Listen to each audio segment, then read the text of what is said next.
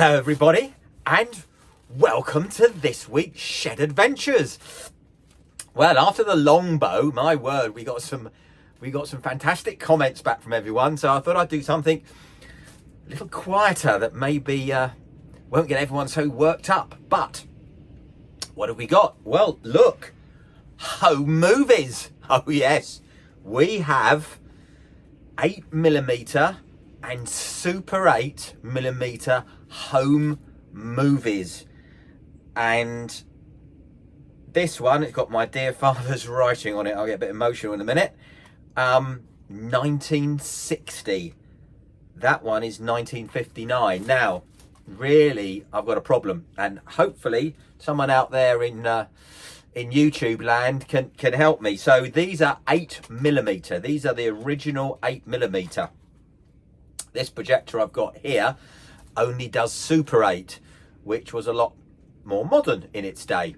So my original wind-up UMIG camera, or my father's original wind-up camera, shot 8mm films, and I've got many. John's christening, oh my word, family in the garden, oh no, what, oh, that's a wedding. So probably don't want to see too many of those, but I'd love to be able to look at them. What I have got under here, as always in Shed Adventure, we've got all sorts. I have two 8mm projectors. I have one that does 8mm and Super 8, and one very original 8mm one.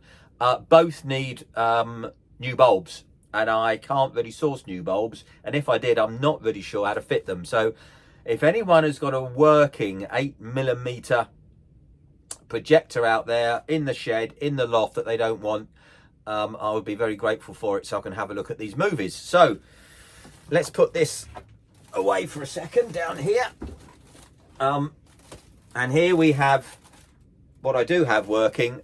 It's pretty cheap and horrendous, and I'm projecting it on a piece of cardboard on the wall. So I'll readjust the camera so you can see, and we'll have a little look at John's home movies. And I think this one is a climbing movie, so I would have been 18, I think, at the time, because I noticed there is a Hillman Avenger, which meant I was working. So I'd been through sixth form, and that was my first job. I was a sales rep for Beecham's Foods, and you'll see that we had a few problems with the Hillman Avenger, which luckily I didn't have to tell my boss about. So I'll rearrange the camera and let's have a quick look at some home movies. So, home movies, let's have another go. Take 10, I think.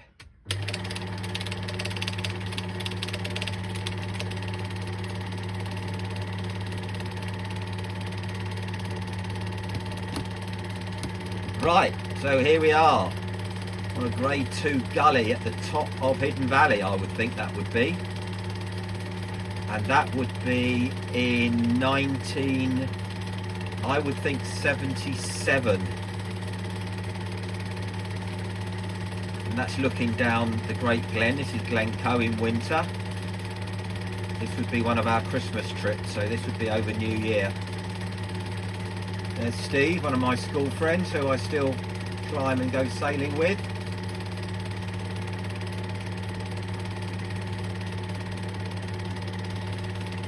And that is the bridge some people will know up at the King's House Hotel. So that's the Buckle of Moor.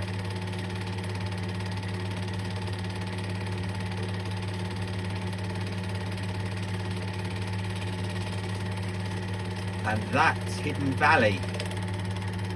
Oh, come on. Can't go wrong now.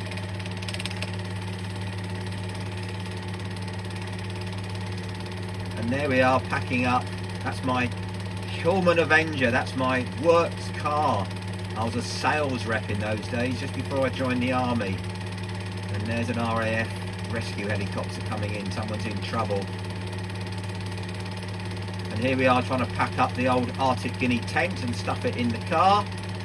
And the problem we've got with the car is it was about -15 last night, and the car had completely frozen. All the water had frozen up. How we didn't break the radiator, I don't know, but we put the tent or the fly sheet over the bonnet of the car, then put the stove underneath the car. There's Steve telling me what an idiot I'd been, and we warmed the car up. Yeah, stick an ice axe in your ear, that's always a good thing to do when the car's frozen. So this would have been the day we were trying to get home. That was a long day, trying to defrost the car and then drive 10 hours back to London with a frozen tent stuffed in the back of the car. Well, there we are. And now, where are we? Oh, that must have been the following summer. We're on Portland Bill. That's Pulpit Rock, and that's the famous Portland Bill race. My word, what's going on there? So we've been climbing and camping down on Portland Bill. Wow. There we are. That's home movies for you. From 1977, I would think, because I joined the army in 78. There we go. Well, there you go. I won't bore you with any more home movies, but I've been at this for about an hour and a half trying to get this horrible old projector to actually work. So yes, if anyone has got a decent Super 8 or a decent 8mm, or in preference one that does both, they do exist, that would be marvellous, because we have a mountain of memories here. And I have to say, that was a very, for me personally, not for you, that was it was a bittersweet little movie there, because while Steve, my great mate, is still alive, the other gentleman there, Peter, who we've climbed with, all our teenage years and well into our 20s, sadly succumbed to cancer 7 or 8 years ago. So we've lost him. However, I didn't even know that film actually existed. I didn't know we filmed the frozen Hillman Avenger. How we didn't damage that engine and blow a core plug, I do not know. It was solid with ice. And Peter had to go down into Glen because we ran out of gas, get us a new gas cylinder. We brought that back. We then put the fly sheet over the tent. We then lit the stove underneath the engine sump, 2-burner gas stove underneath my engine. And it all melted, and we did no damage, and we got back, and I never had to tell the area manager what I'd done to his works car. But there we are. This is the wonderful thing of home movies. But what a lot of work, as opposed to just getting your phone out. That was an electric camera, but the 8mm was a wind-up camera, UMIG wind-up camera. You had to obviously take the film.